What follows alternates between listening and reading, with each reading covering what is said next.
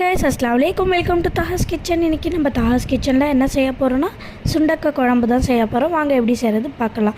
நான் வந்து சுண்டக்காவை எடுத்து நல்லா வாஷ் பண்ணி இந்த மாதிரி இடித்து அதுக்கப்புறமா வந்து அரிசி கழுவி வைக்கிறோம் இல்லையா, அந்த தண்ணியில் இந்த மாதிரி போட்டுக்கலாம். இந்த மாதிரி போட்டால் கருப்பு கலர் ஆகாது, ஸோ க்ரீனிஷாகவே இருக்கும். ஸோ அதனால் இந்த மாதிரி பண்ணுறது.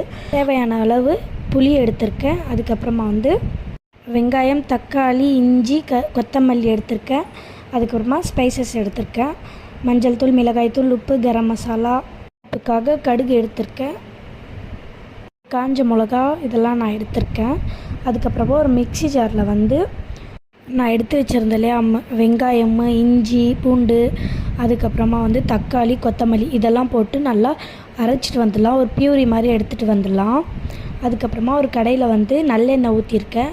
கடுகு, மிளகு, ஜீரகம், வெந்தயம் இதான் நான் போட்டு தாளிச்சிருக்கேன். அதுக்கப்புறமா 2 காஞ்ச மிளகா போட்டு கருவேப்பிலை போட்டு நான் சுண்டைக்காய் எடுத்து வச்சுருந்தேன் இல்லையா, அதெல்லாம் போட்டு நல்லா மிக்ஸ் பண்ணிக்கிறேன்.